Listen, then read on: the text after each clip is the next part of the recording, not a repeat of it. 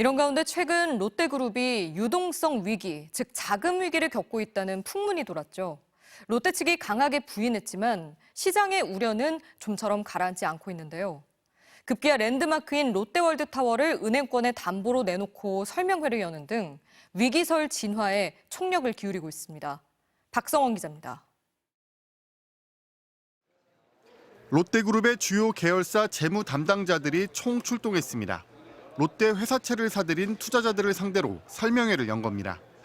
이른바 12월 위기설에 대한 우려를 해소하고 자금 조달 방안 등을 설명하기 위한 자리입니다. 롯데 측은 이 자리에서 그룹의 상징인 시가 6조 원 상당의 롯데월드타워를 은행권에 담보로 제공하겠다고 밝혔습니다. 계열사인 롯데케미칼 회사채의 안정성을 강화하기 위해서입니다. 또 롯데쇼핑 등 주요 계열사의 부동산 자산에 대한 재평가를 실시해 실제 자산 가치를 반영하기로 했습니다. 롯데 위기설은 지난주 초에 급속히 퍼졌습니다. 롯데가 다음 달 채무 상환 중단을 선언하고 15만 6천 명에 달하는 직원의 절반가량을 감원할 거라는 내용이었습니다. 롯데 측이 사실 무근이라고 진화에 나섰지만 의구심은 쉽게 가라앉지 않고 있습니다. 최근의 실적 부진 때문입니다.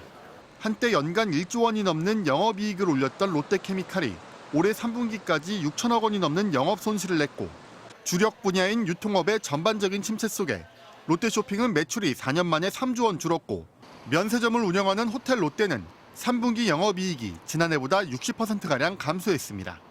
시장의 불안감과 불확실성은 여러 조치로서 진화될 수는 있겠지만은 기업의 어떤 재무 구조가 어디서 문제가 됐는지에 대한 어떤 근원적인 것에 대한 설명이 있어야 될 것 같습니다.